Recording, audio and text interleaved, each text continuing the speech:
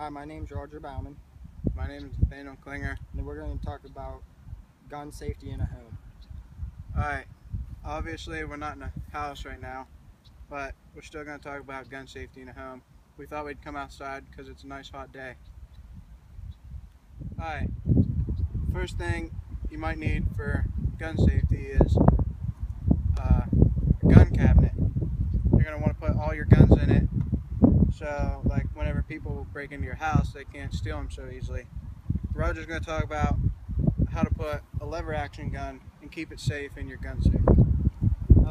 When you get back from hunting, or if you're shooting at targets, you always want to take the bullets out and make sure it's all clear. Then when you cock it back, there's two, it's like safety on it.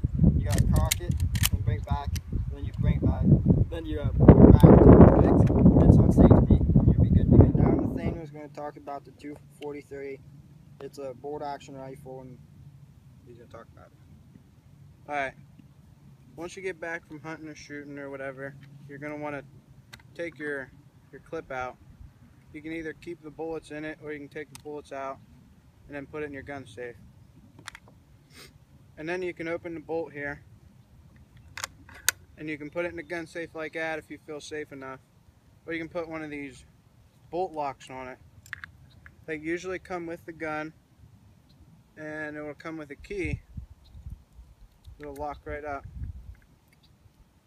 You just put it on like that, and then if somebody steals it, they're either going to have to cut that off and use it, or they're not going to be able to use it. And then you can either do that, or you can simply take the whole bolt out itself. So that way if somebody steals it, there's really no way that they can shoot it unless they go buy one of these. Alright, Roger's going to talk about the 12 gauge pump for putting it in the gun safe.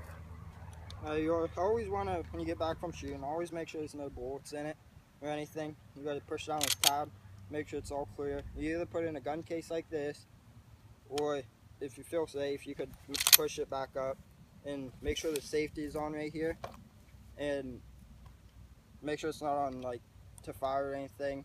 And now Nathaniel's going to talk about the over under.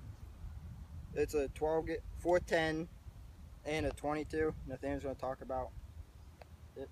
Alright, when putting it in the gun safe, you can either have it open like this, or you can just keep it closed like this. Or if you have a special made case, you can pull it apart like this. It breaks down into 3 pieces, and you can put it in the case, set it somewhere in your house, somewhere safe. This gun doesn't have a safety. The safety is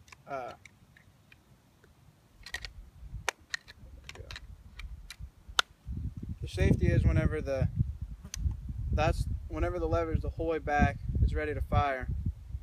And to put it on safety, you have to hold it back, pull the trigger, and use your thumb to push it down yourself. And then it's on safety like that. Alright, now Roger's going to talk about the single shot 20 gauge. Alright, when you want to get done back from hunting or whatever you're doing, you always want to make sure there's no bullets in it. And then you just close it back up. And then the safety is right here. Slide it up for safety. And back is to fire it. And that's how you put it in a gun case or a gun cabinet. Alright, now that you have all your safety things covered, whenever you're going to go out to shoot, Roger's going to talk to you about how you want to check your bullets and make sure they're okay. Yeah. Every time you go get new shells, you'll get one of these with the shells already in it, and they're all ready to go. You always want to make sure that your fire pin is not messed up. It's fine and okay. Then you gotta make sure there's no like scoring or anything around the tip of the bullet where it's gonna be cut firing out of. Or no rust and stuff. Or no rust. And you always just make sure you keep those in. When you're in the house, you get back, you don't want to leave any bullets laying around just in case if you have like little kids, they could chew on them or eat them, or dogs or animals, cats. You just make sure you put them all back in the gun safety or gun case, wherever you want to keep them. And now Nathaniel's going to talk to you about shotgun shells and how to keep them safe. Alright, the number one gun that people have is usually a 20 gauge or a 12 gauge in the shotgun. And when keeping your shotgun shells safe, you want to make sure they're in the box in your gun safe or wherever you keep them to be safe. Whenever you go out to shoot them, you want to check the top here, make sure it's crimped down right, because if not, you can go to shoot it and you can have BBs falling out your barrel without you even shooting your gun. You want to make sure that this part here is not rusted up.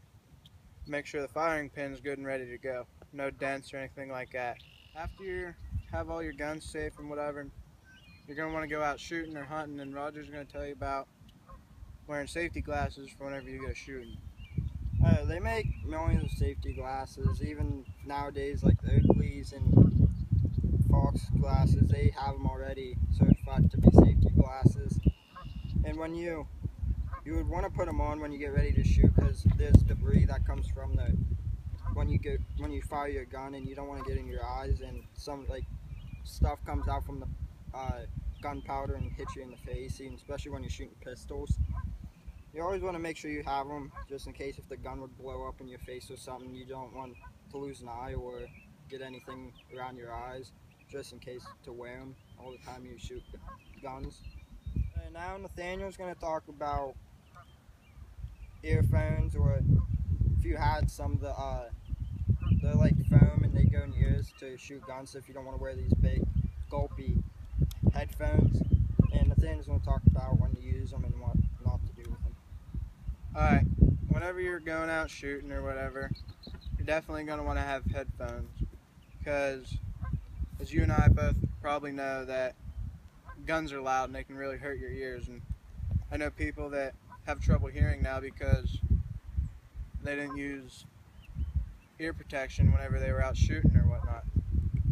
Now, there's many ways to wear headphones, many types of headphones, but I have these kind right here, and they just go over your head like this. Make sure they're nice and tight, and make sure that you cannot hear everything as good as you could before you put them on. They also make little like foam things that go in your ears, and they work just as great, except you don't look like a tard when you have these on your head. Yeah, Roger's going to talk about how kids can really get hurt messing with guns. Once people get done hunting, they mostly just throw them on the table there, and not getting taught to empty out the shells or take bullets out. But especially when you have little kids running around and they pick it up and think it's a toy, and they don't know any better. They don't know it's a gun and it has bullets in it that could kill them, and so they start playing with it. So you always want to make sure your gun's empty, and you want to, after you're done shooting, make sure you lock it up in the gun cabinet so no little kids could get to it. Now Nathaniel's going to talk to you guys about how many people have died over the year in 2011. In 2011, statistics have shown that around 12 to 14,000 people were injured or killed with gun incidents in their home. And now Nathaniel's going to talk to you how you transport a gun, being safe, and put it in a gun case and stuff. Alright, once you're done shooting, you want to take your gun here, get yourself one of these handy sleeves. They make hard cases that you can put them in. Just shove her down in there, zip it up. Yeah, make sure there's no bullets in it before you do that. Open your car, throw her in the back seat. We don't actually throw it. And ready to go. Alright, we're going to end this video with a bang.